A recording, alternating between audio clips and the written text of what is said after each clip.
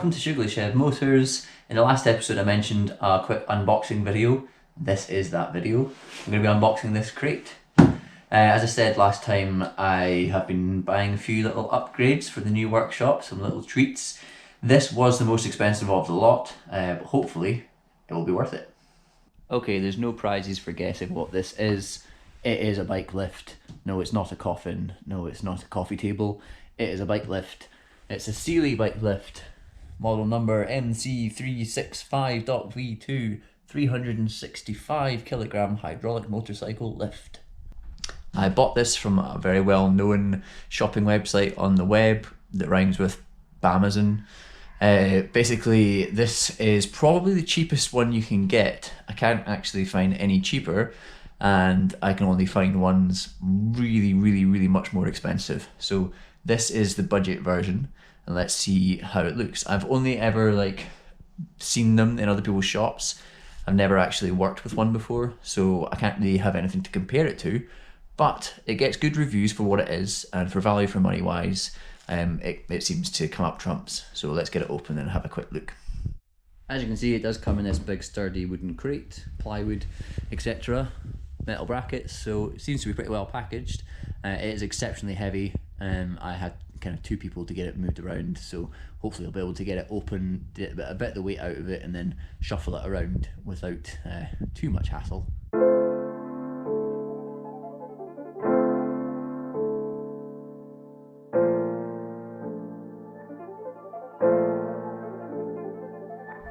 Here she is in her crate.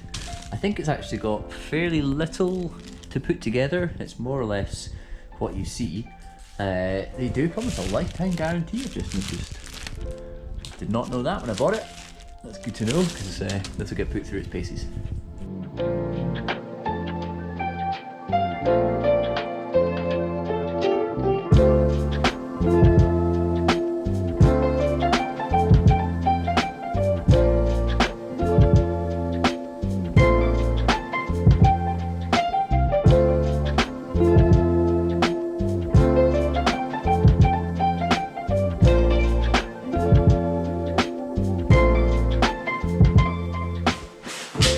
Okay, so I think this is a loading ramp for getting your bike up onto the stand before you jack it up.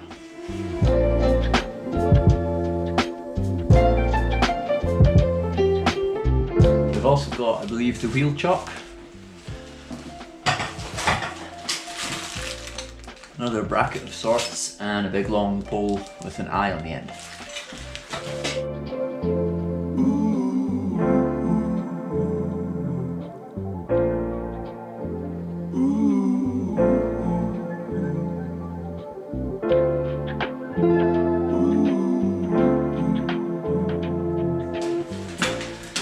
Top tip, have a helper ready to help you.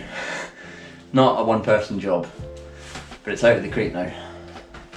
Okay, so now that it's out of the crate, it can actually roll around quite easy. And you know what? It's actually not too big. It's a perfect kind of size for this size of workshop. I had visions of it being much bulkier, so that's actually a really good thing for in here, because space is obviously at a premium. So yeah, that's surprising, but in a good way. Alright, we have the instructions for it, all the warnings and such, and also the guarantee information, but we're not going to read the instructions.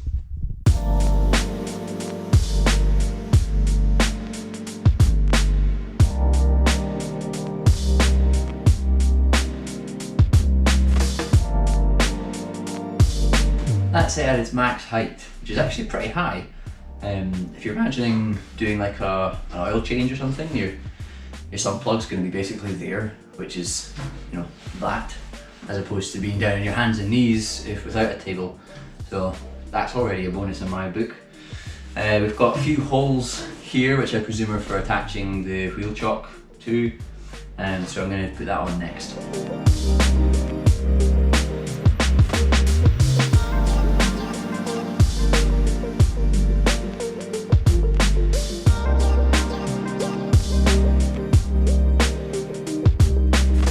So I deduced that this piece Goes in the front, stop you wheeling your bike off the end of the table. So we're going to put that on first.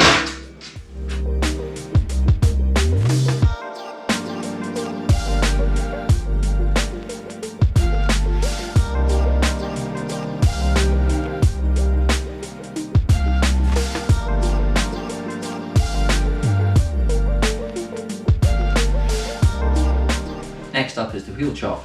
I don't think it's hugely important what way around it goes. I guess just preference. I'm going to go for this because if I wheel the bike onto it, right hand's on the brake, left hand doing up the wheel chock. That's my thought process. They give you two holes, two options, presumably for wherever you've set this front bit or the size of the wheels. Maybe on your big ATV bike you've got big 19 or 21 inch wheels, or if your little cafe racer's only got 17s. You can set the different sizes to get the optimum position for your bike.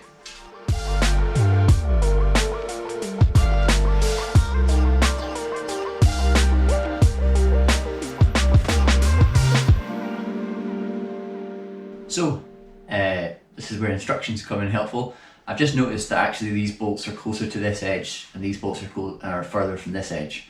So if you put it on this way round, your wheel's going to be over here, whereas you want it in the centre. So I've done it wrong. We take it off and fix it. This is why you read instructions, folks.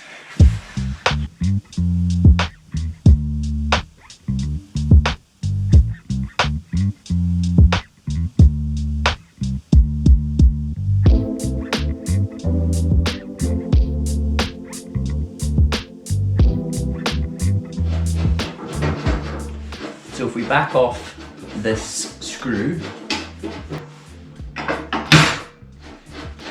we can make enough space for the tyre to roll into the front.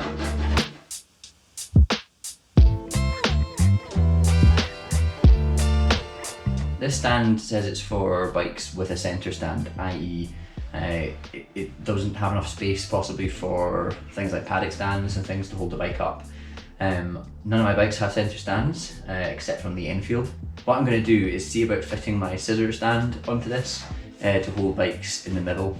I think that's perfectly acceptable. It also gives you these little U-bolts to put onto here, so you can put a tie-down strap onto the bike for extra security. Last thing you want is an unstable bike, a heavy load, a high centre of gravity. That's asking for trouble. So conveniently, my scissor stand fits absolutely perfectly in here. This is probably the best solution, I think, for bikes without a centre stand, is a scissor stand in the centre of it.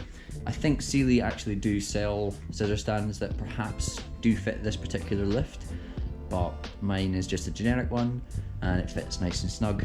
I think they're all similar sizes, so you should get away with it whatever one you have. But for now I'm going to take this off because the Enfield, like I say, has a centre stand on it, so I don't need this just now.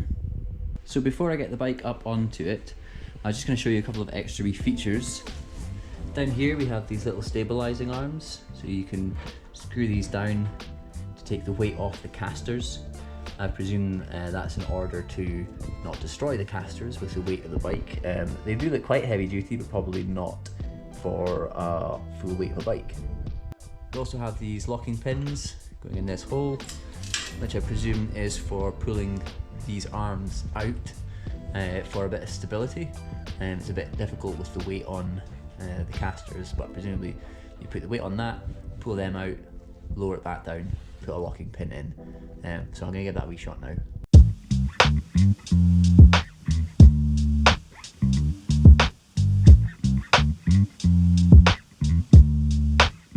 So as you can see, these arms are now at their full extension, adds a bit more stability to the lift.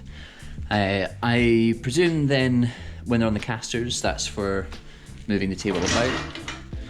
Whereas if you're going to work on something, you know, potentially causing it to rock and things like that, you want to put down the stabilising feet to keep it steady and just stop any risk of the thing toppling over.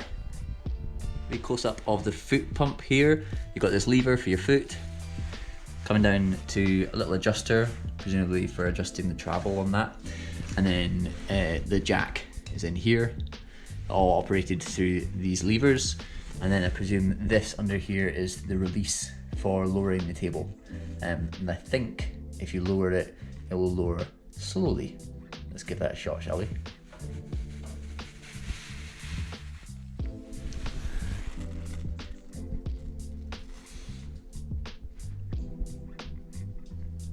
Well, that's very slow.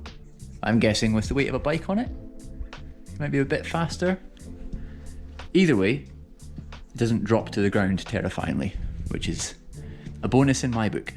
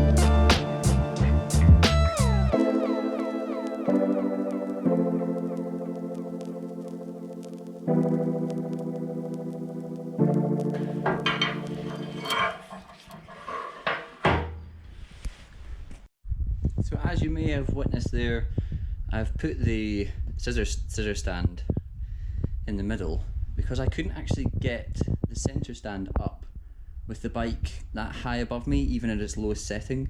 I don't know, maybe it's easier with two people, someone to hold the front of the bike and someone to stand on the center stand point. I sometimes find getting center stands on quite hard anyway. I'm quite a small, lightweight guy, and getting a big bike up on its center stand can be quite tricky. Either way, I found that actually was the easiest and quickest option, just to put the scissor lift on there. So I will probably continue to use that, because like I say, most of my bikes don't have a center stand anyway. The thing that kind of worries me a little bit is when you take the platform off, it's quite short. So the back wheel isn't actually on the lift. The back wheel just sort of hangs off the back. The weight of the bike is on the stand, but it still looks a bit scary. You know, if that stand were to fail, this bike's coming down. I guess if that stand were to fail anyway, a bike is going down, but it would be going down from quite a height as well, which is a little bit unnerving. Yeah, I'm not sure, maybe most more expensive ones have a longer back piece. Maybe that's something I can think about fabricating in the future, just an extra extension to this. It means that the whole unit is quite compact for storage, etc., but that does give me the fear a little bit. I will obviously need to put some tie-down straps onto it to keep it stable. Probably shouldn't put the bike to the full height without stabilizing straps on it, but you know, it feels pretty stable to me, but I wouldn't do any work on it or anything until it's strapped down securely. So all in all, what do I think of this Sealey motorcycle lift? It's pretty good. It is pretty good value for money considering the price point. I paid around £500 for this, give or take maybe £10–15. You're not really going to get a competitor better than that for that price. The next level up from this, I believe, is around about £1,000, so you're doubling the price point. For that, I think you get a longer table. Like I say, the back wheel perhaps. You could maybe use a paddock stand or something on it. I'm not entirely sure, don't quote me on that. But either way, that's one of the disadvantages to this is the shortness of it. That could also be seen as an advantage, however, because it's more storable. I can imagine in a smaller workshop, you could collapse this and lean it up against a wall or something like that. It's not excessively heavy, but it is quite heavy. But in a way, that's quite a good thing because it feels like a sturdy thing to be parking your pride and joy on top of. All things considered, I'm pretty happy with it. I'm happy to have it in my workshop. I'm happy to get to grips with it and use it in my next few projects. And at the end of the day, having a bike up at this height for doing work to, on a stool for example, is going to be so much more comfortable and just easier in general. So I am looking forward to that aspect of it. I should point out I am in no way supported by Sealey. This was a personal purchase, my own money, so there's no bias here. I've tried to be as fair as possible and point out the things that I don't think are so good, along with the things that I think are good. So hopefully that's come across. Anyway, I'm pretty keen to get started on some work on this at Enfield. There's a few different things I want to do to it, but we will touch on that in the next episode. For the time being, please do like, comment and subscribe. I am so closing in on this 1,000 subscribers. It was actually my personal goal for this year to hit 1,000. I don't think I will hit 1,000 by the end of the year, but hopefully not too long into 2022 I will. Anyway, and thank you so much to anyone who's subscribed already, and if you haven't, please do hit that subscribe button. Anyway, media horror point done. Lots of love. If I don't see you before Christmas, have a good one. Take care, Merry Christmas, Happy Holidays, whatever floats your boat. Goodbye.